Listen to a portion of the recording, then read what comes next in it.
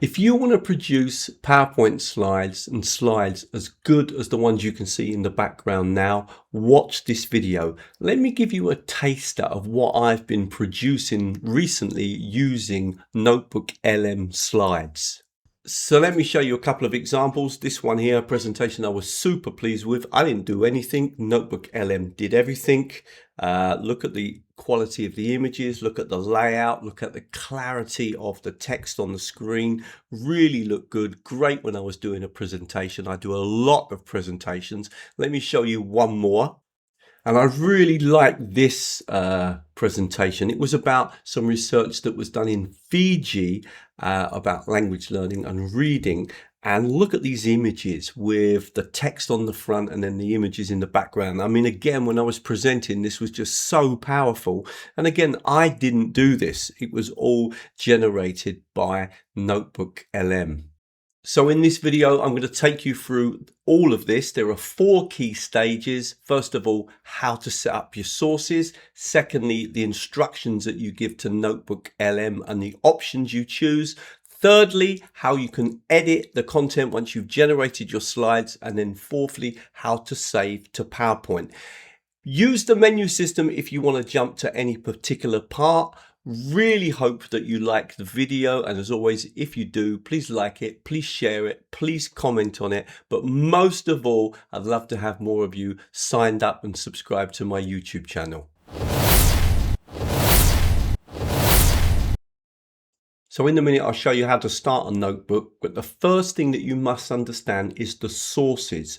Where is the material for generating the slides going to come from? Now, you've got 2 ways of working. You can upload material that you want to work with and that you want to generate the slides from that material, or NotebookLM will help you to find material. Now, obviously, it's really important that all the material is based around one topic, because you're going to generate a set of slides on a particular topic. And another piece of advice I'd give you is don't choose too many sources.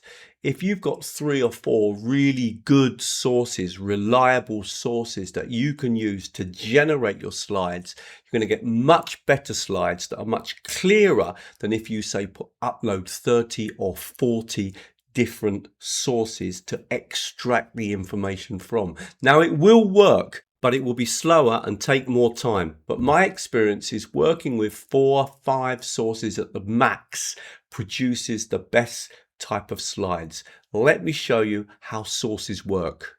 So you will need to be logged into your Google account. Click over here. You will find the app NotebookLM.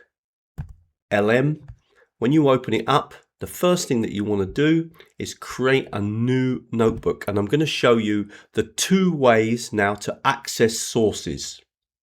So the obvious way is to upload any PDF files, any PowerPoint slides, any articles, any websites, anything from your Google Drive, or even just copy in any text that you want to work with. So for example, if I'm going to do my PowerPoint slides about screencast technology, I can click here and I'm going to go over to my documents, and I know I've actually got some really good articles on screencast technology. I'm going to click here and I've got about 5 articles. Now, some of these articles are about 40 pages long, so they're very long articles, and I'm going to click on open. Now, I'm not going to add anything else. I'm simply going to add up those 5 from my sources. But if I wanted now to add additional sources, I can do that very easily by clicking here. And let's say I haven't got any of my own sources, I can search for them. So I'm going to put in here screencast feedback, okay, which is the topic that I'm going to do my presentation on. And if I click here, now notice you can even do a more detailed search. That's going to give you a lot of information though. The fast search is normally enough. And I'm going to click here. And what it's going to do, it's going to suggest to me possible sources that I might want to add to the sources that I've already uploaded. Now you can see what I can do is from all of the sources, I can just click here and it's going to show me all these sources, and it's kind of telling me, do you want me to upload all these? And I might say, well, I'm not sure if I do really, so I'm going to turn them off. So I'm not going to add any of them at the moment. But what I can do, if I want to see, well, are these useful? And this is really, very useful. So you can actually click and open up the source and have a quick look and say, well, do you want to add that? So you might look down here and say, right, okay, yeah, this looks really good. It's all about the exactly what I'm talking about. So I've had a quick look through all these suggestions, and there is one I like, and that's this first one here. So I'm going to click on here and then import that. So that's going to be added to the ones that I've already uploaded. You can see now it's adding one more. So now I've got a total of 6 sources that I'm going to build my slides from. Now, if you look over here on the right hand side, you can see it says 6 sources. Now I'm going to tell you a secret here. Let's say that you think to yourself, well, actually, for this PowerPoint slide, I don't really want to work with this one or this one or this one. I'm only actually going to work with these 3. Yeah, so now I just select these 3, and when I generate the slide deck, I'm only going to be basing it on these 3 articles. And that is really useful. Make sure you are clear about what content you want to work with, because what you've got here as your raw material is going to make a massive difference to the slide deck that you're going to produce. If you're finding the video useful, don't forget to click on the like button. Let's move on to part 2 then, how we actually produce the slides. So I'm only going to use these 3 sources. Remember, you can turn sources on and off, and you might use different sources for different things, maybe different sources for the video, different sources for the audio review, etc. Now, the first mistake that a lot of people make is that they click on this button here. Don't click there, because it will start to make the slide straight away. You must click on this button here, and then once you click on that button, which is going to basically allow you to customize your slide deck, click onto, I'm going to choose presenter slides because I'm planning to talk over my slides. So I'm going to click on this option here. But the most important thing to understand is you want to write in your instructions here about exactly what you want. So let me write my instructions in, and then I'll show you what I've written. This is key because it's going to dictate the quality of the slides, the style, the quality of the images, the text, etc. Okay, so we've chosen presentation, default. I've got 3 sources. The language is English, and I'll explain to you how you can change the language in a minute. There's actually another button that you would need to change if you wanted to change the language and generate slides in a different language. But let's look at what I've asked, and I'm going to read this out to make it really clear. The slides will be presented to teachers, so who's my audience? I want the slides to have a modern tech feeling. I would like a darkish blue background, but not too dark, and I want clear white text. So I want the text to be nice and clear. I only want the slides to contain the key points, as I will be talking over the slides. I want to use photorealistic images. So I've been very precise about who the audience is, the look and feel. I want a tech feel. I want the slides to just have the key points. I want photorealistic images, and I want a kind of darkish blue background. Now all I'm going to do is click on this button here, and I'm going to wait. Now, one thing to keep in mind, the more sources that you are using, the longer it's going to take to generate the slides. Now, what we're going to do is look at how you can control the language, just in case you do want to generate the slides in another language. And then we're going to move on to the editing.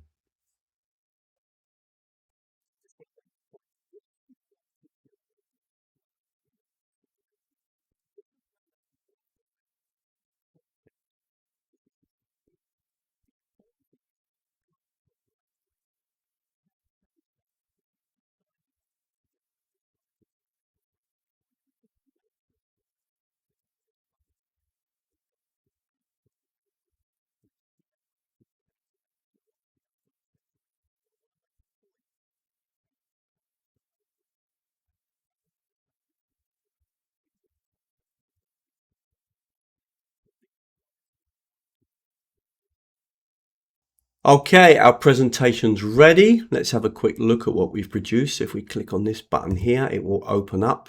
And if you actually click on this button here, you can expand and view your presentation. Now, to give you an even better idea of how these slides look, let's actually click on this button, which puts it into slideshow. And let me just flick through. Look at the quality of the text. Obviously, you do need to check everything. Look at the visuals. Look really looking professional. I really like what I see here. Lovely and clear, really nice, great graphics. This is absolutely superb. I hardly need to make any changes to these slides. These really are looking nice. But how do you edit? Let's have a quick look. Now, it's really important to understand you can't edit the text and the images. You actually have to do it by giving the instructions and regenerating the slides. And this is the one frustrating thing. And even when you save these slides and put them into PowerPoint, you won't actually be able to edit them there either. So this is how you do the editing. Click on the revise button. Always start with the first slide and basically go through the slides and decide if there's anything you want to change. Now, I'm going to just give you a couple of examples. So here, I'm going to say, can I have an image of a computer here with the screen showing? Okay, so I'm going to make that one change there. And then I'm going to move on. Notice now that there's a little mark around that to show that that's going to be revised. I'm kind of happy with slide 2, slide 3 is fine, slide 4, okay, and I'm quite happy with that. Let's have a look here. Now, maybe this text here at the bottom, I might want to make that a little bit bigger. So I'm just going to say here, can you increase the size of the text at the bottom? And this is what you've got to do. You've got to literally go through and you can change the images, the text, the graphics, the colors, literally anything. You need to give clear instructions. You can see now I've got 2 changes pending. I'll just put one more in. So if I was to come down, say, onto this image here and say, can we include a computer in the background? So I'm going to make that change. So we've got 3 changes pending. It clearly shows here that it understands that these 3 slides are going to be changed. And all I need to do now is to click on Generate Revised Deck. So I've got a new version here. I'm going to click on it. And remember, I can click here to expand. And in fact, what I'm going to do is I'm going to put it into presentation view just to see, and straight away you can see that that update has been done on the very first slide. Now we've got the actual image there, and if I flick through, I remember, for example, I asked also for an image here in the background. That looks really good, and there are my updates all done. Now the last thing that we need to learn about is how to save our slides as PowerPoint or PDF. Okay, really hope you're finding this video useful, and if you are, you know what I'm going to ask you to do. If you want to learn about the same thing but generating video, you can have as much success generating really high quality video as you can high quality slides. Watch the video that's on the screen now. It's proved very popular, and I kind of go through what you need to do to make high quality videos. The last thing I'm going to show you in this video is how to save your slides and then open them up either as PDF files or as PowerPoint. Now, of course, you can share your NotebookLM with your students by clicking on the share button and just sharing the link to the content. You can do that, but what we're interested in here is actually saving these slides as a PowerPoint slide. So to do that, what you actually need to do is to go back to the slide. So click on the slide, so you've got the slides open here, and then what you want to do is click here where it says more options, and what you want to do is click on download either as a PDF document or as a PowerPoint. Now I'm going to download as a PowerPoint because I just want to show you what happens when you open up the slides. So I'm going to click here, and those slides will now go into your downloads. So let's go and find them in my downloads. So there they are. I'm in my downloads. I'm going to click on them, double click to open them up into PowerPoint. And you'll see that you've now got a set of slides. I'm going to click on enable editing. And I'm doing this because I want to point out, see, you can't actually edit, okay? You can't edit because this actually is an image. So what NotebookLM does once you've finally done all your editing inside NotebookLM is to generate all the content as images. So unfortunately, you are not able to edit those images. Okay, I hope that video was useful. If it is, please click on the like button. A lot of people ask me how I make my videos, and some people have even said, are you AI? I'm definitely not AI. I've actually been making videos like this since 2007, I think it was, with teachertrainingvideos.com. But if you do want to learn how I make my videos, I have actually made a video that shows you the whole process, and I'll put that on the screen now. I use a technology called Camtasia, and you can learn all about how I make my videos. Thank you very much. Okay, really hope you liked that video, and if you did, then please come over to teachertrainingvideos.com. Loads more free videos. Look at all the different menu items at the top of the screen here. If you're a teacher and you want to keep up a little bit more with the work I do, we often organize webinars, online courses, etc. Then sign up to the newsletter, and if you sign up to the newsletter, there is a free 14-part mini video course in using technology in language teaching, and nearly everything I suggest is free. If you want to take it a little bit further, then think about joining me on Patreon. If you join Patreon, you get extra videos every month with no advertising. I just go straight into the training, lots of ideas about how you can use the technologies in the class with your students, and you also get the chance to meet me online once a month for some direct training, and that's a real opportunity for you to practice using the technologies with me. And finally, if you want to go even further, join me on my very popular course, Technologies and Approaches to Blended, Hybrid and Online Teaching. I do that in collaboration with NILE, that is the Norwich Institute for Language Education, a very prestigious organisation in the UK. And that course has been running for many years and is very popular. Thank you very much. I'm going to leave a few more videos on the screen now that you might find useful.